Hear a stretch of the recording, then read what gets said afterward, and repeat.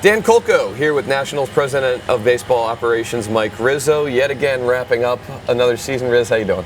Everything's good. Everything's great. Good to be with you. Let's talk about 2024. We've met here pretty much in these same seats the last few years, kind of putting the finishing touches on a year and kind of recapping everything that's happened. How do you assess 2024 in and of itself in the grand scheme of the reboot that you've been talking about over the last couple of years? Well, I think that the last couple of years we've been talking about the rebuild. How we're going to get better, and the collaboration of young players, getting to the big leagues and that type of thing. So I think that our next goal is to start competing, for playoff berths and championships and that type of thing. And with that said, I assessed 2024. Our one-loss record is not where we want it to be. Obviously, a fourth place in division is not what we're competing to do. But we do see the emergence of a lot of young stars that have the potential to be the next core of that championship caliber group. When you look at positives over the course of this season, what are the biggest ones that jump out at you? The young core you're seeing at the big league level. You see the future of James Wood and Dylan Cruz. The all-star first half of C.J. Abrams. The uptick and kind of getting his footing in the big leagues of Luis Garcia. Mm-hmm. And one of the youngest rotations in Major League Baseball. We're proud of the fact that we've had 4 pitchers that started over 30 starts this year, which doesn't happen too often in this day and age. So that's all a positive. The young players that we have that ascended to the big leagues this year, but also the young players that are performing well in the minor leagues this year. With the emergence of the Socoras of the world, the Lyles, and that type of thing. Let's talk about some of these young guys that we have seen over the last couple months. And, fans were so excited to see James Wood and to see Dylan Cruz, and now they've gotten to see them with their own eyes here at the Major League level. How do you assess what they've shown you individually over the course of this year? Well, I think they've progressed very well, as planned, as scheduled. These guys got to the big leagues at a very young age, and James Woods, for instance, had a monster year. Was having a monster year in AAA when we brought him to the big leagues at 21 years old. Put him in a position that he hadn't played very much in the minor leagues, so he's learning the ropes to play left field, a difficult position at the big league level. Also learning how to navigate these tough starting pitchers in a league that he's never seen any of the pitchers pitch before. So his progression has been outstanding this year. He looks like a guy that's going to be a mainstay for us in the present and in the future. And Dylan Cruz came as advertised. Terrific skill set, knows how to play the game, high baseball IQ.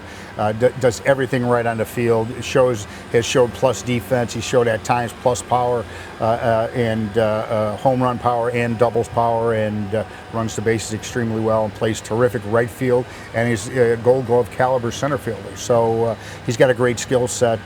Also shows that young players need to adjust at the big league level. Sure. And I think both of those guys are going through their first and second adjustments of their young major league careers, and in today's game with all the video and all the advanced scouting and that type of thing, you have to be on top of your game, and you have to be able to adjust on the fly. And I think that that's a learning process for everybody that gets to the big leagues.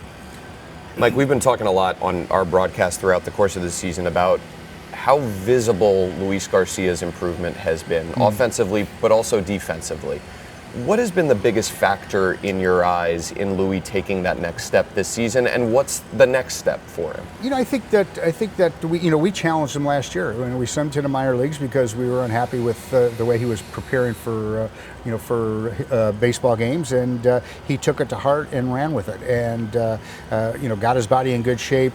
Really worked hard with Miguel Cairo and Ricky Gutierrez on his infield work. His defense has improved dramatically over the course from last year to this year, and he's a proven offensive player when when he learns a little bit better his strike zone awareness, balls in the strike zone, he puts a good swing on it just about every time.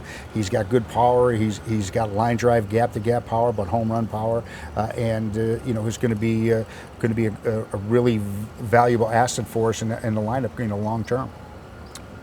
You talk about C.J. Abrams, the all-star first half that he had, some really high highs for him this season. He also struggled, and you guys sent him to the minors here at the end of the season.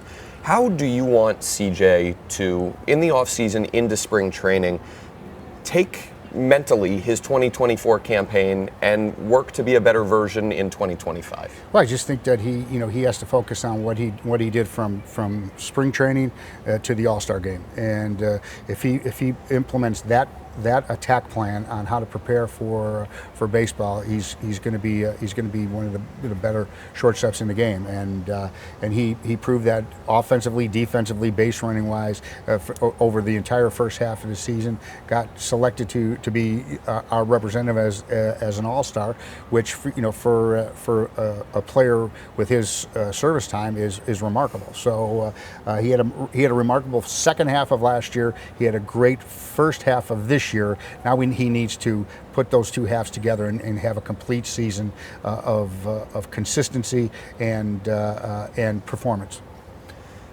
We've talked so many times over the years about how important pitching is, and you have that saying that I love, that with starting pitching, everything is possible, and without it, nothing is possible. Yeah. How important has the development of this young rotation that you've seen this year, how important is that in the bigger scope for this team moving forward as you try and get back to the playoffs? I think it's been the most important aspect of the organization. Not only in the big leagues where you're running Irvin and Hers and Parker and Gore, four young pitchers that have amassed, I think, the one of the most innings pitched for a starting rotation for first and second year players, I think, in all of baseball. So the young starters gave us a lot of good innings this year, and when you're starting 27, 30, 31 games in kind of a development year, that's a great stepping stone to take it to the next level.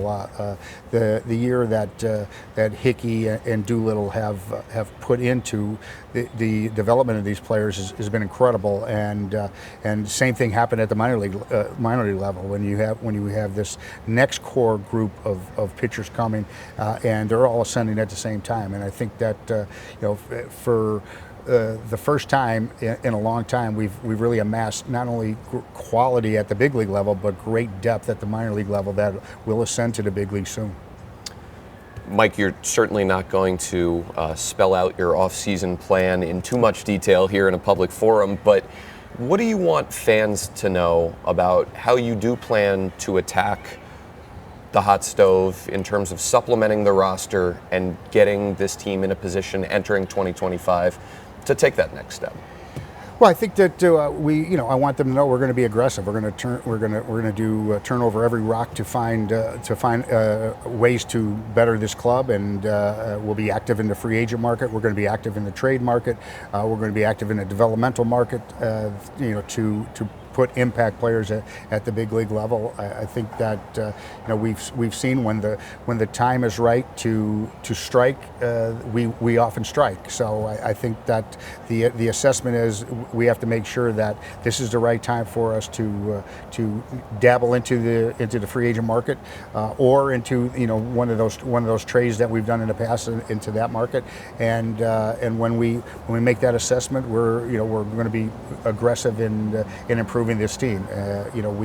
We always have. You've heard me say it. We have a 1 year, 3 year, and a 5 year plan. It's always in play, and we're certainly going to take that into account when we look at what we're going to do this offseason. Do you go into the offseason with a specific checklist of things that you want to add through one of those means that you're talking about? We usually do. We have a plan going forward. That all happens after we assess the current season. But I think it's evident to see that we've got some depth at starting pitching, and I think that we have a deficit in some power bats. So I mean, it's no secret that we're these young players who've never played this long, in their professional baseball careers. are kind of limping into the finish line because it's a long season. But we have to keep reminding them this season needs to be 1 month longer. Yeah. And that's the key. That we don't play a 6-month season here. We want to play a 7-month season here, and so we have to prepare ourselves, train ourselves.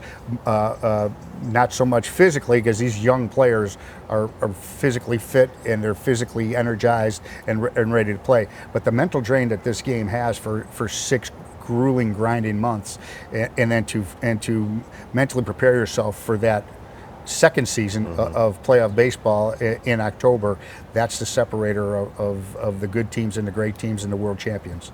Well, Mike, thanks for the time as always, and we'll be talking to you throughout the offseason. Great. Thanks, Dan.